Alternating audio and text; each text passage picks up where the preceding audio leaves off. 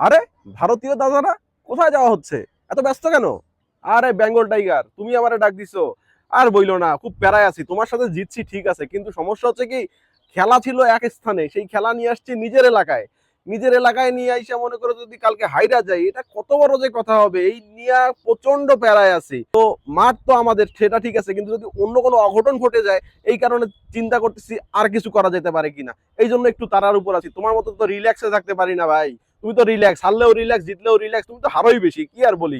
যাই হোক, থাকো, এখন আর প্যারা দিও না, চলে যাচ্ছি। শালাই মনে হয় আম্পায়ার কিনতে যাচ্ছে। আরে পাকিস্তানি ভাই, এখানে বসে কেন? মাঠ এত সাজানো, প্র্যাকটিস টাই কেন জানি। আর বইলো না রে ভাই, বিরিয়ানি খায়া কুল পাই না, মাঠ সাজাইয়া কুল পাই না, প্র্যাকটিস করবো কোন সময়? ভাবটা ভালো হইছে না?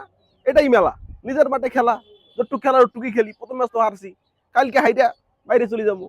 আর তোমাদের সাথে জিতবই, এটা নিয়ে প্যারা নিচ্ছি না, সিল। একটা জিতলেই এনাফ। খুশি, সবাই খুশি, পাকিস্তানের সমর্থকরা, বাংলাদেশে যে পাকিস্তানের সমর্থকরা, সবাই খুব খুশি। হালাই খালি মুখ দিয়েই চাপা, কিছু পারে না এমনি। শেষ পর্যন্ত এই শালাকে আমার চোখের সামনে আসতে হইলো। হাই, এটা কোনো কথা?